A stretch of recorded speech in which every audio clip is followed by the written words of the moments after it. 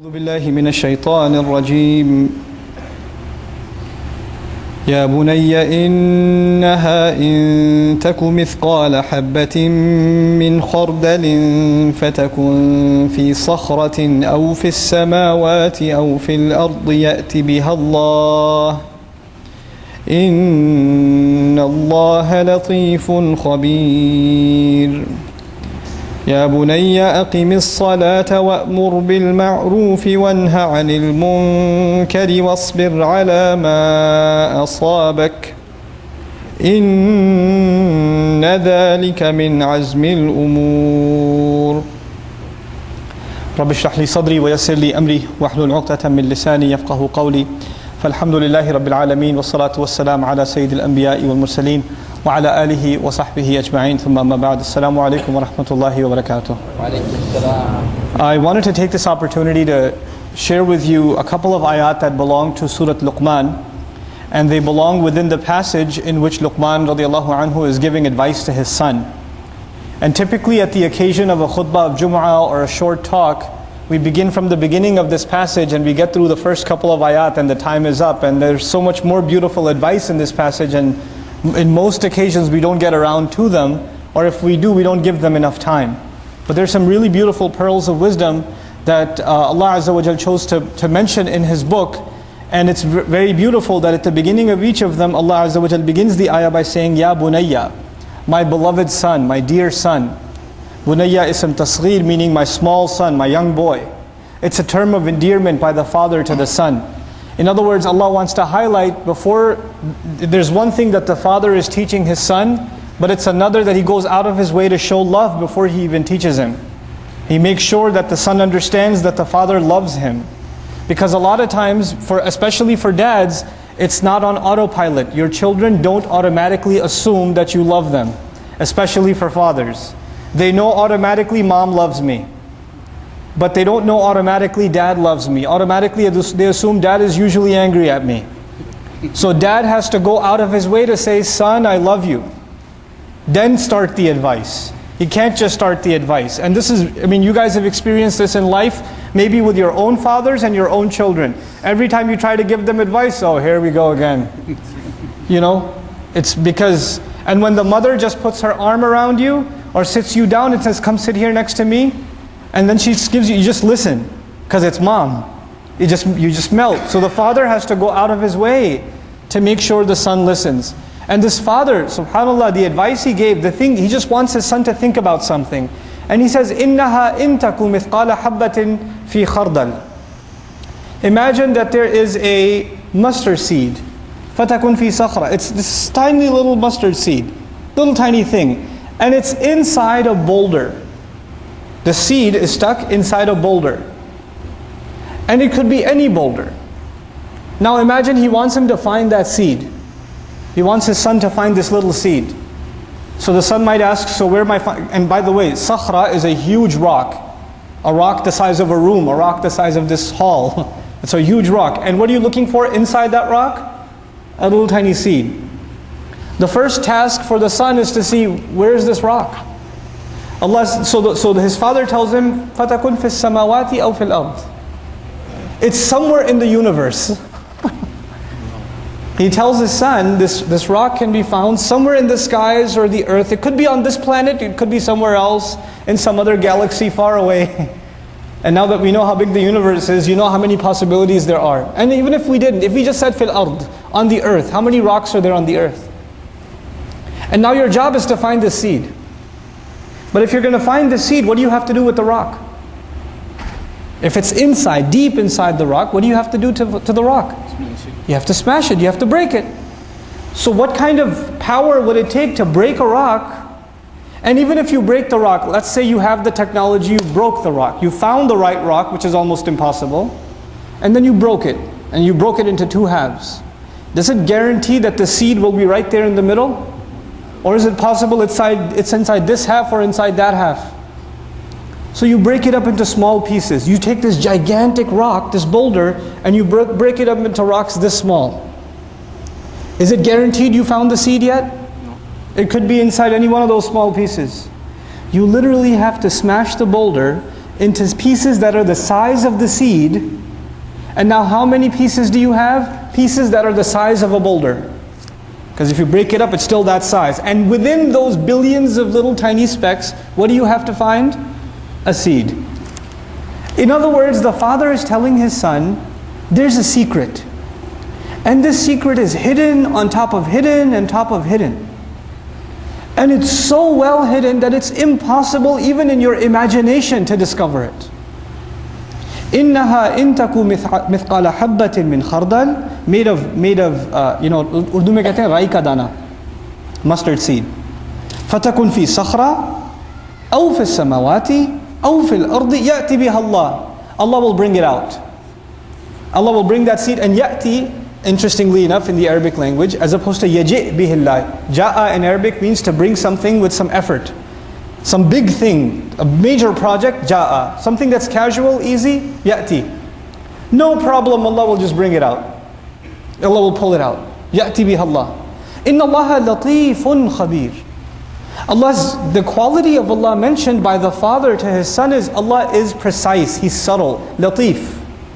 It's a very interesting quality.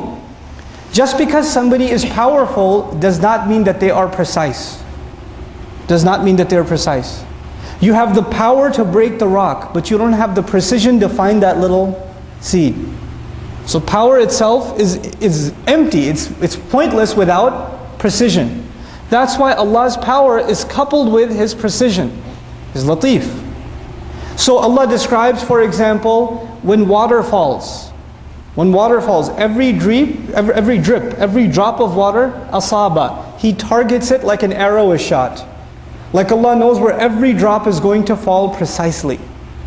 Precisely. When the nation of Lut is destroyed, for example, Lut alayhi salam, Allah describes that the rocks, musawwamatan, they were named. Every little pebble that fell from the sky had the name, who's this bullet written for? And where's it going to shoot him? Talk about precise sniper fire. It's coming from the sky with a name on it. It's got engraving on it, this is meant for that guy and it's going to kill him in this way. Subhanallah. That's precision of Allah. So He says latif and then khabir. Khabir meaning Allah is not only is He precise, Allah is fully knowledgeable, fully aware. He's telling his son this so the son appreciates how powerful Allah is. And the son has a new appreciation when you know how you tell your children, hey kids, remember, I'm going over there, but Allah is watching. Allah is watching, and the kid goes, yeah, I know Allah is watching, yeah, I know. I got it, Allah is watching. He wants his son to appreciate, what does it mean Allah is watching? What does it mean there's nothing secret to Allah? So he wants to give him a very powerful example. What we're learning here also is that the father goes out of his way, he thinks, how can I teach my son this lesson? And he went out of his way to figure out, well, maybe if I teach him this way, it'll stick in his head. And Allah likes his example so much, He made it part of the Qur'an. He made it part of the Qur'an, this beautiful example. And of course, this example is inspired by the wisdom Allah had granted Luqman to begin with, radiallahu anhu. So now that you know Allah is watching, now He gives him the advice. The first ayah was about Allah, then He gives him the advice. And so He says, Ya bunayya aqimis salat. My son, pray, establish salat. And فهناك فرق بين يا بني صلي ولم يقل يا بني صلي. My son, pray. He said, Ya bunayya aqimis salat. Establish prayer. Institutionalize prayer. Establishment as an image in the Arabic language is to build something. It's to make something stand. It's as though everything else can be moved, but the pillar in the building cannot be moved. You can move the furniture, but you can't move the pillars. So in your day, everything else can move. In your day, the doctor's appointment can move. Your work schedule can move. The meeting can move. Lunch can move. Dinner can move. Salat cannot move. Salat is in its place. Son, understand this. My son, I want you to know, you have to establish salat. أقم الصلاة وأمر بالمعروف وانهى عن المنكر واصبر على ما أصابك. I'll leave you with this.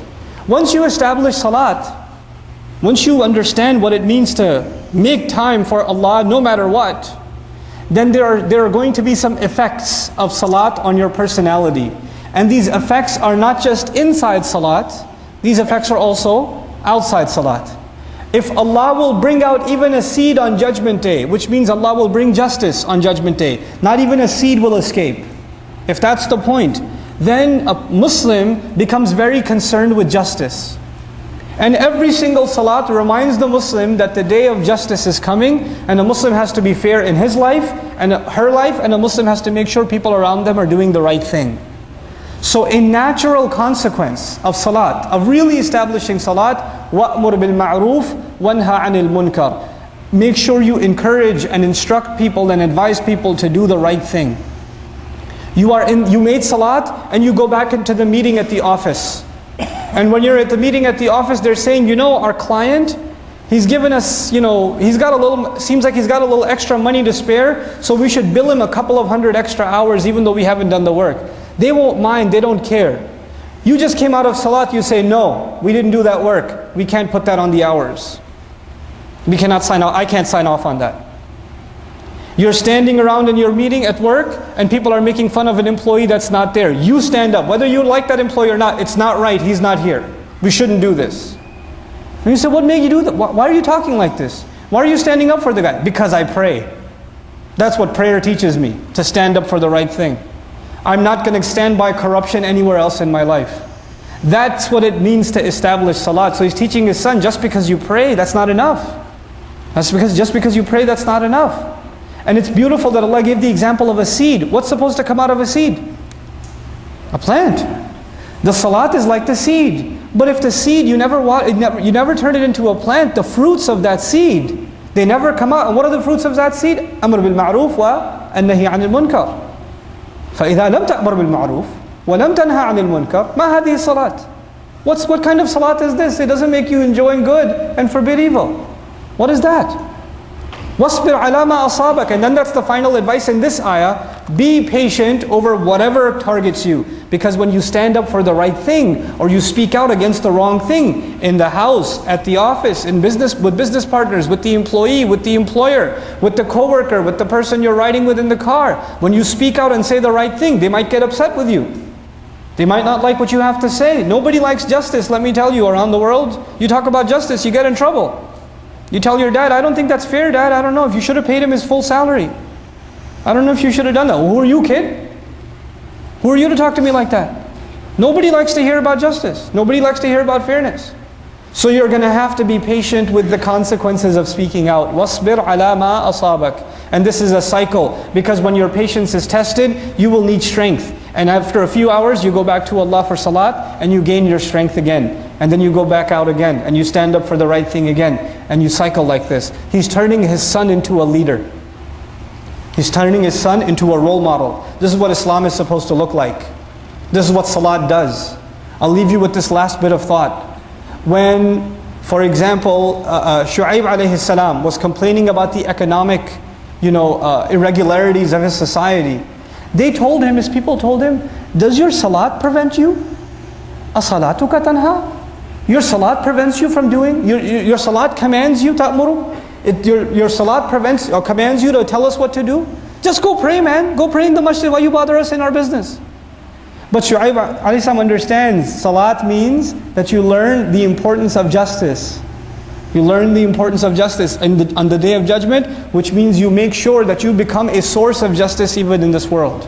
May Allah Azza wa Jal help us understand the implications of our salawat. All this salat we're making in Ramadan, let's turn those seeds into plants. Let's establish some justice in our homes, in our workplaces, in our businesses. Barakallahu li wa lakum. Wassalamu alaikum wa rahmatullahi wa barakatuh.